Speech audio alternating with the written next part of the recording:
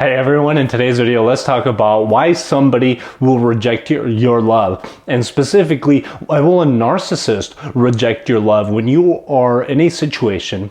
This video is for you. If you are in a situation where you are trying to give somebody your love, you're trying to appreciate somebody and maybe they're shutting you out, and maybe there is a context to this relationship where maybe you two have previously been a match and this person has tried to share love with you and you are trying to be in their life and they are actually pushing you away and rejecting you, but at the same time they're probably also giving you occasional bits of feedback and keeping you kind of locked in. And this is especially true in narcissistic relationships where there is a love bombing and devaluing stage and all the crazy stuff going on, but really this can work for any relationship where you're trying to love somebody and they seem to even though they seem to have a desire to have you love them, at the very same time, they are rejecting your love. And what this comes down to, at its core, is self-rejection by the other person, by the other party involved. With that being said, we're going to dive into that in today's video. Just remember that I am not a doctor. This is like my online thoughts journal. These are just the things that I'm thinking about that I think are helpful for my life, that I think could also be helpful for your life as well. So let's go ahead and dive into that. Also, if you like the content by the end of this video, please consider subscribing and potentially supporting me as a creator on Patreon.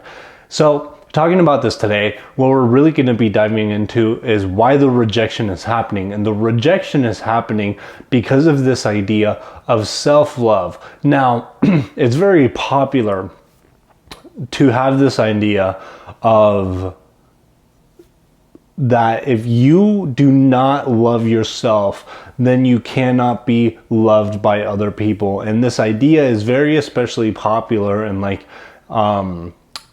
in this, this law of attraction, spirituality type of scene where people are saying, you have to be and attract what you are like. And see, the problem that I have with this, the more that I'm reading and learning and studying, is that really, if you think about it, and if I put myself in these shoes, I have met people in my life where I can say I have genuinely loved these people and I have tried to love them, but they are rejecting the love. So I actually disagree with this statement because of my own personal experience. I can say that love is present in their life, they're just not accepting it. So when this idea of self-love comes around, what we're really looking at is actually how good is somebody at accepting the love that is already present in their life. And sometimes this person may just in fact be so blind to the love that is surrounding their life that they cannot even see it, and therefore their perception of the world has been is being seen through the lens of not being loved, and there is no love in the world and it does not exist, and that type of lens. And when you're looking at life through that type of lens, it's a very lonely and dark type of lens. And the way that this lens can develop in life to where it gets to the point where somebody like you and me is trying to give somebody your love and they're rejecting it, it is actually because they are rejecting a part of themselves. Now we have to understand, why will somebody reject a part of themselves? The reason somebody will reject a part of themselves is because they have been taught that that is what they must do in order to survive. Teaching yourself to deny yourself is a survival strategy. Because we are a social species, we want to communicate with people, we want to get along with people, and more than anything, acceptance by the social species equals safety. And safety being one of the primary biological and psychological needs of our species means that we will do whatever it takes to get that. And growing up, as people grow up and they have been taught and maybe shamed and felt bad and guilt tripped about who they are, especially by parents, when a child tries to express who they are as a person, instead of being like instead of almost being like I want to use an onion, for example, but instead of being like an onion where there's layers to a person and at the very core is like who they are at their core, People are treated to actually just behave and conform to society through the process of socialization. And as this process is happening, people are caught in this situation where in order to survive, they must deny a part of themselves for who they are. And as they deny themselves, they cannot look at themselves and love who that person really is. And because they have to put on a facade, a fake mask, they feel that at their core, they are not lovable for who they truly are at their core. And the moment that you are trying to love somebody for who they are at their core because they cannot do it themselves, means that they are just going to reject you, they're going to deny it, and they might not even see it even if you try to present it to them. Now, that doesn't mean it doesn't present, and this is what it isn't present. That's why I said I disagree with the idea that nobody will love you unless you love yourself. I think other people do love you. Maybe you just haven't seen it or opened yourself up to it. On the other hand, maybe you're loving other people and that person isn't loving themselves, and therefore they cannot see the love that you are presenting to them. And therefore, that is why when you go up to, for example, a narcissistic relationship, they are going to not be able to see the love that you give them. They may reject it, they may deny it, they may act like it doesn't exist for those very reasons. So that puts you in a spot of questioning what you are going to do. And at this point, essentially, you are faced with two paths. One is what I would say most people try to do is you could essentially try to fix the other person. If you try to fix the other person, you cannot do anything. You cannot control anybody else's mind, and therefore you're not really going to get very far. There's no point in trying to shower somebody else with love if they are not willing to look inside of themselves to see it.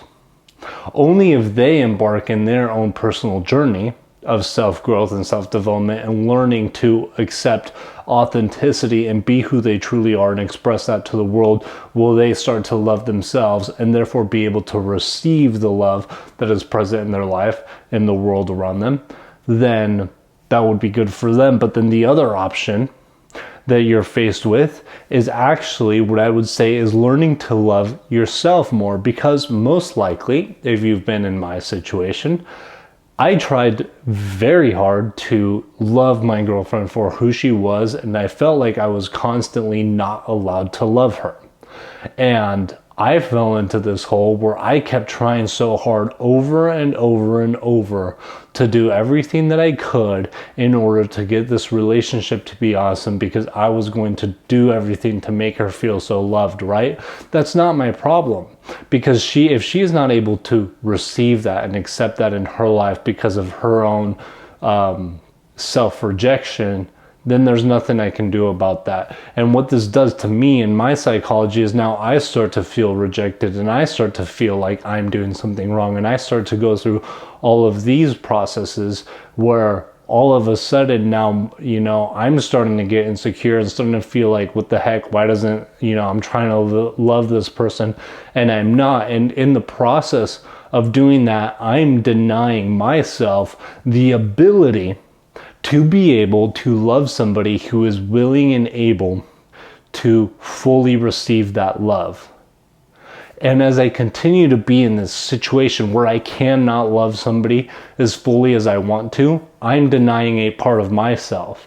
And then I start to go down the same rabbit hole and the same journey of self-rejection, which makes it, and I believe adds to this terrible relationship dynamic where you have one person denying love and then the other person starts to love themselves less because then they can't express more love, and you start getting this weird twisted circle that I don't really like.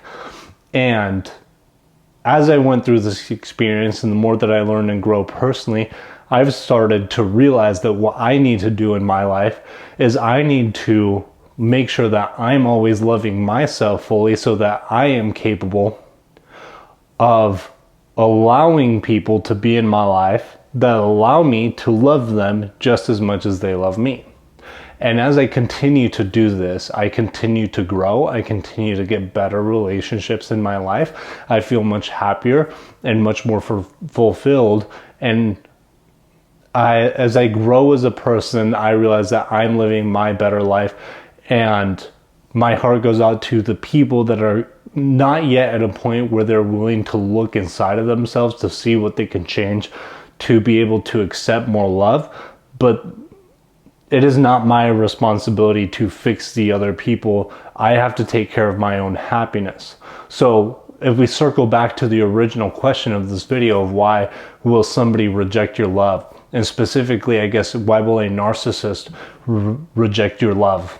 It is because they are rejecting a part of themselves. There is a part of themselves that they do not feel is okay to be loved. And because they don't feel that it's okay to love that part, they're not going to let you love that part. Thank you for watching this video. I hope you liked it. If you want to support me as a creator, please sign up for the Patreon down below. I'll also send you a free wristband when you sign up. So thank you so much, and I'll see you on the next one.